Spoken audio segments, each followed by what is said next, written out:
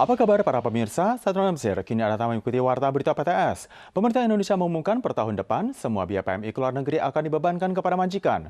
Hal ini memicu reaksi keras dari majikan dan ormas penyandang cacat, dengan turut memberikan pernyataan meminta pekerja migran Indonesia meninggalkan Taiwan. 禁止印尼看护工来台。 Majikan penyandang cacat berkumpul di depan kantor KDI dengan emosi tanpa ragu menolak pekerja migran Indonesia, meminta semua orang Indonesia keluar dari Taiwan. 现在他们的政府竟然要求我们还要付他这样的钱，我们希望我们政府能够多开发其他的国家。 Pemerintah Indonesia mengumumkan per tahun depan biaya menyangkut PMI ke luar negeri seperti visa, tiket PP, biaya pelatihan dan biaya lainnya sekitar 80 hingga 100 ribu dolar Taiwan akan dialihkan untuk dibebankan kepada majikan. Majikan meminta MOL mencari solusi dengan membuka pintu bagi perawat asal negara Asia Tenggara lainnya. MOL menjelaskan kini tengah melakukan negosiasi melalui jalur diplomasi, menyampaikan protes penolakan pihak majikan Taiwan. PMI yang datang bekerja di Taiwan rata-rata menanggung biaya agensi yang tinggi. Biasanya akan meminjam uang di negaranya sendiri. Biaya pinjaman dicicil pelunasannya selama 1 hingga 2 tahun. Ormas Tiwa menyebutkan tidak sedikit PMI yang merasa bersyukur dengan sistem baru dari pemerintah Indonesia. Namun melihat aksi demo para majikan juga membuat PMI sedih. 看到他们的这种诉求，然后知道他们有这样子的情绪，老实说，我心里是很难过的。他们表达愤怒的这么强的背后，一定是很多的需求没有被照顾到。 Pihak Tiwa menganggap pemerintah yang menyediakan dan menerima PMA tidak semestinya saling menjatuhkan. Kedua pemerintah diimbau dapat membuka sistem direct hiring dengan membuka jalur khusus yang bertanggung jawab memberikan pelayanan langsung. PMA barulah berpeluang terlepas dari eksploitasi agensi.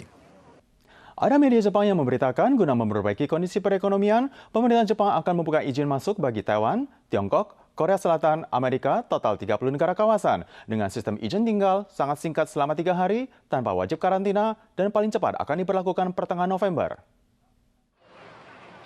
Merujuk pada pemberitaan di media Yomiuri Shimbun, Jepang akan membuka izin masuk bagi Taiwan, Tiongkok, Korea Selatan, Amerika, total 30 negara kawasan, dengan masa tinggal 3 hari tanpa harus karantina mandiri. Program paling cepat diberlakukan pertengahan November.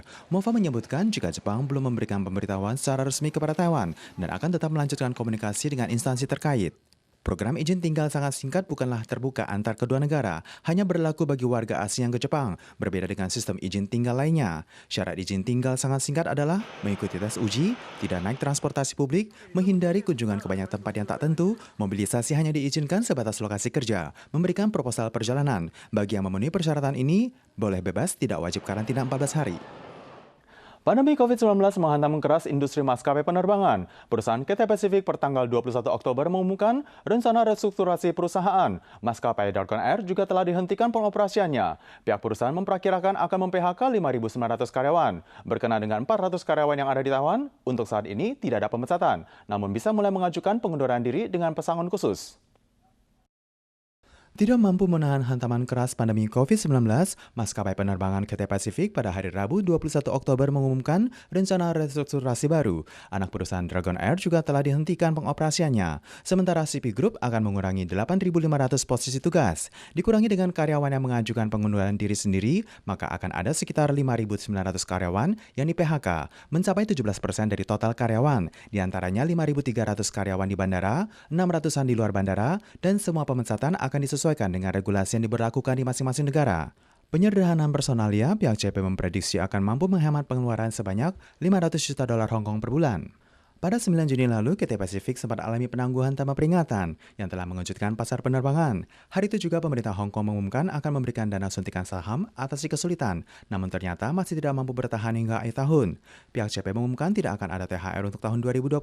Sementara untuk tahun 2021 akan terus dilanjutkan sistem pengendalian pengurangan upah gaji sesuai dengan level jabatan, mengajukan sistem pensiun dini tahap ketiga bagi karyawan.